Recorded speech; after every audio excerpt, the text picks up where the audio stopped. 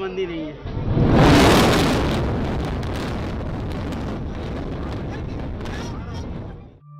आज न्यूज में तो आपने ट्विन टावर के डिमोलिशन के बारे में जरूर सुना होगा और कई न्यूज में आप सबको बता भी दिया गया होगा कि यहाँ पे डिमोलिशन हो रहा है नोएडा में जो ट्विन टावर है। लेकिन क्या आप रीजन जानते हैं कि क्यों ऐसा हो रहा है, या फिर क्या आप समझ पा रहे हैं कि आखिरकार इसके अंदर क्या क्या कमियां थी और किन कारणवश इसको डिमोलिश किया जा रहा है। Hey everyone, this is Miricha and welcome back to my channel Legal Scanning। आप सबका बहुत बहुत स्वागत है। इस वीडियो में हम अच्छी तरीके से समझेंगे और इसके थोड़े से बैकग्राउंड को भी समझेंगे कि आखिरकार what was the reason behind demolition of such a large building।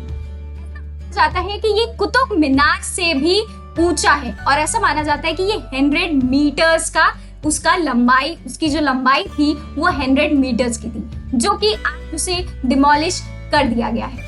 क्यों डिमोलिश किया गया, आज की इस वीडियो में हम इसी बारे में बात करेंगे। सी गाइज, होता क्या है ना कि हम कुछ चीजें प्लान करते हैं बट प्लान आउट वो कुछ और ही हो जाती है। ठीक है, हम पहली बात जानेंगे इसमें कि इसे हम ट्विन टावर क्यों बोलते हैं। क्योंकि जो एक्सप्रेस वे है, ठीक है, वो कनेक्ट करता है city of Noida and greater Noida, इस वजह से हम इसे कहते हैं ट्विन टावर। ठीक, अब इसमें पूरा खर्चा कितना आया, जो खर्चा आया है वो 20 करोड़ का पूरा खर्चा आया है उस कंपनी का, जिसके बारे में हम अपने आने वाली स्लाइड्स में आपको अच्छी तरीके से बता देंगे। ठीक है, ये बहुत ही ज्यादा इंटरेस्टिंग और बहुत ही ज्यादा बोल सकते हैं कि इम्पोर्टेंट है न्यूज, जो कि आप सबको भी जानना बहुत ही जरूरी है। ठीक है, अब देखिए क्या होता है कि ये जो कहानी इसकी स्टार्ट होती है 2000 से ही स्टार्ट होती है। ठीक है, तभी से इस प्रोजेक्ट को एस्टैब्लिश करने की प्लानिंग चलती रहती है। ठीक है, स्टार्ट वहीं से हो जाती है।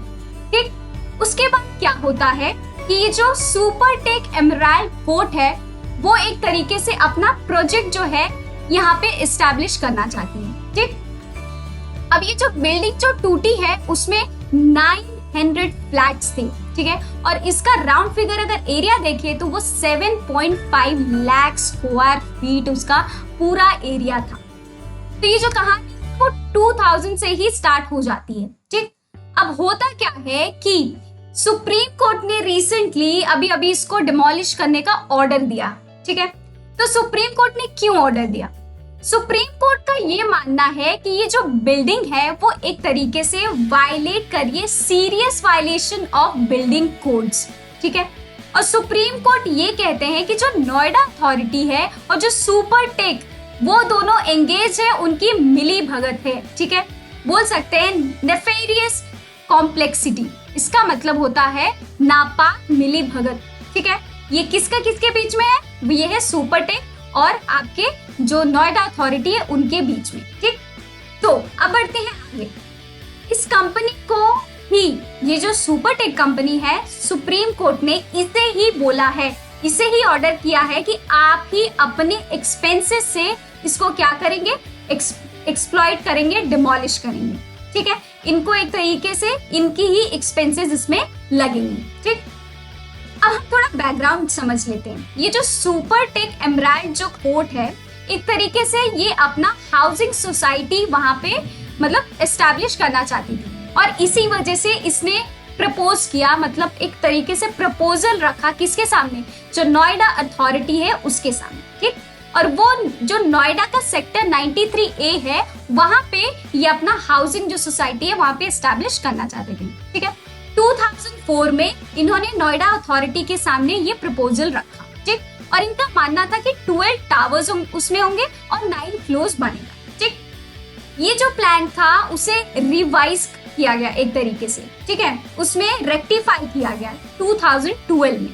ठीक, और जो नोएडा अथॉरिटी है उसको एक तरीके से रेक्टिफाई करती है इस नए इनके जो प्लान थे उसको, उसके अंदर कुछ रेक्टिफिकेशन करती है और उनको परमिशन दे देती है। ठीक है, सैंक्शन कर देती है, स्वीकृति कर देती है कि भाई आप जो है यहाँ पे कर सकते हैं। ठीक है, तो उसने फिक्स किया, जो आपका नोएडा अथॉरिटी है उसने फिक्स किया 40 फ्लोर्स, ये जो बिल्डिंग बनेगी उसमें 40 फ्लोर्स होंगे। रिवाइज के बाद, मतलब इसको जब रिव्यू किया, रेक्टिफाई किया, उसके बाद उन्होंने न्यू प्लान बनाए और उसमें क्या चेंजेस किया, पहले क्या था 14 टावर्स और 9 फ्लोर्स बनेंगे, लेकिन अब 40 फ्लोर्स उसमें बनाने का उन्होंने उनको क्या दिया, एक तरीके से परमिशन दे दी, ग्रांट कर दी। ओके, अब क्या होता है वहां पे, फिर जब ये देखा वहां के लोगों, जो रहने वाले लोग हैं, जब उन्होंने देखा कि ये एक तरीके से वायलेशन हो रहा है, तो जो रेसिडेंट वेलफेयर एसोसिएशन है वहां की, उस सोसाइटी में रहने वाली, वो जाती है इलाहाबाद हाई कोर्ट, ठीक है, और वो क्लेम करती है कि यहाँ पे जो कंस्ट्रक्शन हो रहा है वो इलीगल कंस्ट्रक्शन हो रहा है और यहाँ पे हम ये इलीगल कंस्ट्रक्शन नहीं होना देना चाहते, ठीक है।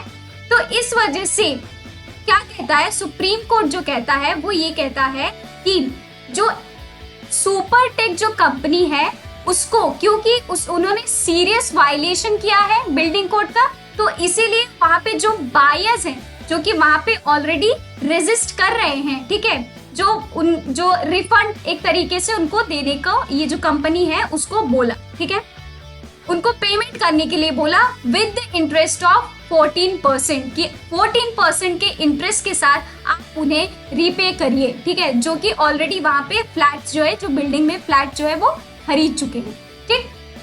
अब देखिए सुप्रीम कोर्ट का क्या ऑर्डर आया।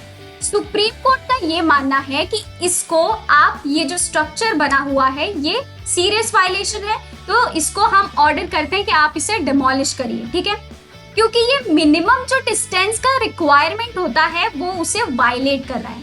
और कोर्ट ये कहती है कि जो बिल्डिंग्स है वो एक तरीके से इलीगल वे में बनी है, without taking the consent of the individual flat owners, जो ऑलरेडी वहां पे परचेस कर चुके हैं फ्लैट, उनका यहाँ पे कोई कंसेंट नहीं है, और इस वजह से आप क्या करेंगे, इस बिल्डिंग को डिमोलिश करेंगे, क्योंकि यहाँ पे उनके जो राइट्स है उसका इन्फ्रिंजमेंट हो रहा है, ठीक है। किसके तहत हो रहा है, under the UP apartment act जो है उसके तहत हो रहा है।